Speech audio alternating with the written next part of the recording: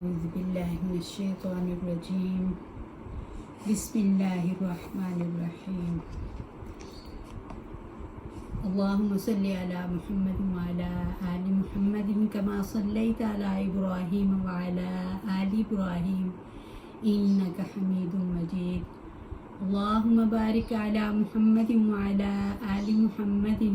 كما باركت على إبراهيم وعلى آل إبراهيم إنك حميد مجيد. آج ہم حدیث نمبر 7 کا مطالعہ کریں گے. عن انس رضی اللہ عنہ عن النبی صلی اللہ علیہ وسلم قال لا يؤمن احدكم حتى يحب لأخيه ما يحب لنفسه. ترجمہ: انس رضی اللہ تعالی عنہ روایت کرتے ہیں، نبی اکرم صلی اللہ علیہ وآلہ وسلم نے فرمایا، تم میں سے کوئی اس وقت تک مومن نہیں ہو سکتا جب تک کہ اپنے مسلمان بھائی کے لیے وہی پسند نہ کرے جو اپنے لیے کرتا ہے.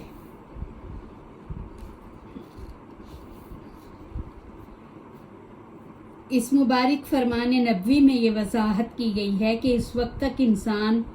انسان مومن مکمل نہیں ہوتا جب تک انسان کی عملی سوچ یہ نہ ہو کہ اپنے مسلمان بھائی بہن کے لیے، ہر مسلمان فرد کے لیے وہ پسند کرے جس کو وہ اپنے لیے پسند کرتا ہے. اس کا مقصد یہ ہوا کہ مسلمان سوچ و عمل میں اپنے دوسرے مسلمان کے لیے خیر خواہی، بھلائی، اچھائی کی نظر و فکر رکھتا ہے، جس وجہ سے اسلامی معاشرے میں تمام برے اخلاق، جھوٹ، حسد، نفرت، بغض، خیانت، بدعہدی، چوری کا قلاقمہ خود بخود ہو جاتا ہے، اور اچھے اخلاق، سچ، بھائی چارہ، خیر خواہی، محبت، چاہت، ادائے امانت، عہد کی پاسداری اسلامی معاشرے میں خود بخود بڑھتی جاتی ہے اور معاشرے میں امن و سلامتی اور سکون جنم لیتی ہے، جو اسلامی دین حنیف کی اصل غرض و غایت و مقصد ہے اور سنت مطہرہ کی تعظیم و عظمت ہے. یعنی یہ جو معیار بتایا گیا کہ انسان مومن ہو ہی نہیں سکتا جب تک کہ اپنے لیے وہ چیز جو پسند کرتا ہے اپنے بہن بھائی کے لیے وہ چیز پسند نہ کرے، مومن کے لیے، دوسرے کے لیے. یعنی آپ یہ دیکھیں، کوئی یہ نہیں چاہتا کہ میرے ساتھ کوئی بدسلوکی کرے، اس لیے وہ اسے چاہیے کہ دوسرے کے ساتھ بھی بدسلوکی نہ کرے. کوئی یہ نہیں چاہتا کہ میرا مال کوئی غصب کرے، اس لیے وہ کسی کا مال بھی غصب نہ کرے. کوئی یہ نہیں چاہتا کہ کوئی اس کے ساتھ بدعہدی کرے، تو اس لیے وہ بھی اسی طرح ساری یہ جو تمام برائیاں گنوائیں گئی یہاں حدیث کی تشریح میں، تو وہ یہ ہے کہ اگر یہ ساری برائیاں انسان مومن اپنے بہن بھائی کے لیے چھوڑ دیتا ہے، کرتے ہوئے یہ سوچے کہ مجھے یہ پسند نہیں ہے تو میں اپنے بہن بھائی کے لیے کیوں پسند کروں، تو خود بخود معاشرہ جو ہے وہ پاکیزہ ہو جاتا ہے. اس کی بجائے معاشرے کے اندر امن و سکون، سچ، دیانتداری اور عہد کی پاسداری وغیرہ سارے جو خصائل ہیں وہ شامل ہو جاتے ہیں. نمبر 8، ان اللہ تعالی طیب لا يقبل الا طیبا وان اللہ تعالی امر المؤمنین بما امر به المرسلین فقال تعالی یا ایها الرسل کلوا من الطیبات وعملوا صالحا انی بما تعملون علیم. سورہ مومنون آیت نمبر 51. وقال تعالی یا ایها الذین آمنوا کلوا من طیبات ما رزقناکم. سورہ البقرہ آیت نمبر 172. ثم ذکر الرجل یطیل السفر اشعث اغبر یمد یدیہ الی السماء یا رب یا رب ومطعمه حرام ومشربه حرام وملبسه حرام وغذی بالحرام فأنا يستجاب لذلك. ترجمہ: ابو ہریرہ رضی اللہ تعالیٰ عنہ سے روایت ہے کہ رسول اللہ صلی اللہ علیہ وآلہ وسلم نے ارشاد فرمایا، اللہ تعالیٰ پاک ہے اور وہ صرف پاکیزہ چیزوں ہی کو قبول کرتا ہے، اور اللہ تعالیٰ نے اہل ایمان کو وہی حکم دیا ہے جو رسولوں کو دیا. چنانچہ اللہ تعالیٰ نے فرمایا، اے میرے رسولو پاکیزہ چیزیں کھاؤ اور اچھے عمل کرو، اور میں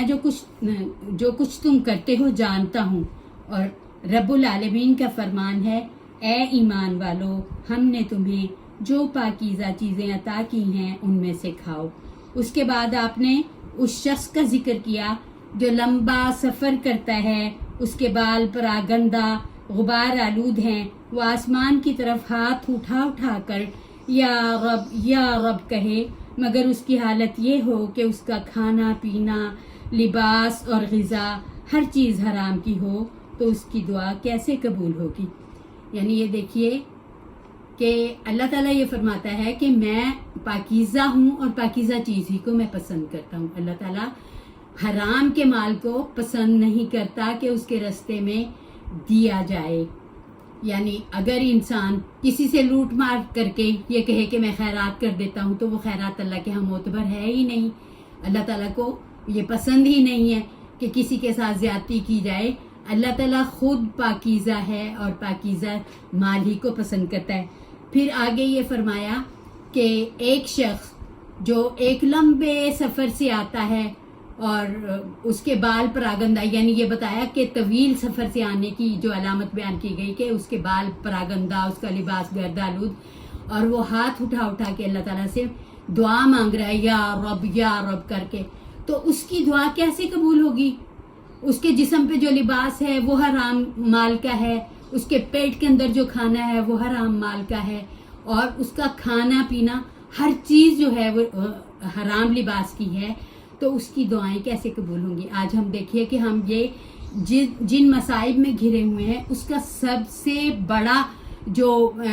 سبب ہے وہ یہی ہے کہ کوئی شخص بھی جو ہے نا وہ اس ربا کی گرد سے بچا ہوا نہیں ہے، چاہے وہ چاہے یا نہ چاہے۔ جو ہمارا معاشرتی نظام ہے، جو ہمارا یہ نظام چل رہا ہے، یہ سارے نظام کے اندر ربا کا جو ہے حصہ اس میں لازمی آتا ہے، چاہے ہم چاہتے ہوں یا نہ چاہتے ہوں، اس کی گرد ہر شخص کے اوپر پہنچتی ہے، اسی لیے ہماری دعائیں قبول نہیں ہوتی۔ اور اللہ تعالیٰ یہ چاہتا ہے کہ مومن بندہ جو مجھ سے دعا کرے تو وہ پاکیزہ مال کھائے، پاکیزہ حلال چیزیں کھائے۔ ہر چیز پاک اور حلال ہوتی ہے سوائے اس کے جو اللہ تعالیٰ نے قرآن پاک میں حلال اور حرام کے زاویہ مقرر کر دیے، جو اللہ تعالیٰ نے حدود لگا دی، اس کے سوا باقی چیزیں پاک ہیں۔ تو دوسرے کا مال نہ کھائے، ربا سے بچے، اور دوسروں کی حق تلفی نہ کرے، کسی سے چھینا جھپٹی نہ کرے، اور حلال اشیاء جو بھی ہیں وہ جب استعمال کرتا ہے اور اللہ تعالیٰ کے سامنے جب وہ دعا کرتا ہے تو پھر اللہ تعالیٰ قبول فرماتا ہے۔ حرام مال کی وجہ سے اس کی دعائیں قبول نہیں ہوتی۔ اس عظیم فرمان نبوی میں رسول اللہ صلی اللہ علیہ وسلم نے رب العالمین کی قدسیت اور تمام نقائص و عیوب سے بالاتر ہونے کو بیان کیا ہے کہ وہ طیب ہے اور طیب کے علاوہ کچھ قبول نہیں فرمائے گا، کیونکہ اللہ رب العزت نے مومنوں کو وہی حکم دیا ہے جو تمام رسولوں کو ارشاد فرمایا ہے۔ پھر آپ صلی اللہ علیہ وسلم نے ایک شخص کا ذکر فرمایا کہ وہ اللہ رب العزت کی خاطر لمبے سفر کرتا ہے، یعنی حج عمرہ کا ہو یا وہ طلب علم کے لیے دور کہیں شرعی علم حاصل کرنے کے لیے نکلتا ہے یا اپنی صلہ رحمی کے لیے کہیں جاتا ہے، لیکن اس کا حال یہ ہے کہ اس کے حالت کی اپنی نفس کی راحت کا کوئی خیال نہیں کرتا، بال اس کے پراگندہ ہیں، غبار آلود ہیں، لباس اس کا خراب ہوا پڑا ہے، لیکن وہ اللہ رب العزت کی طرف آسمان کی طرف ہاتھ اٹھا اٹھا کے کہتا ہے کہ یا رب یعنی وہ التجا کرتا ہے، لیکن اس کی دعائیں کیوں قبول نہیں ہو رہی؟ اس کی تشریح ابھی آپ کو بتا دی گئی ہے کہ اس کا سب کچھ پیٹ کے اندر جانے والا کھانا بھی اور اس کے تن پہ پہنا ہوا لباس بھی سب کچھ حرام تھا، حرام کا لقمہ، حرام کا لباس، وہ اللہ تعالیٰ پھر اس لیے دعائیں قبول نہیں کرتا۔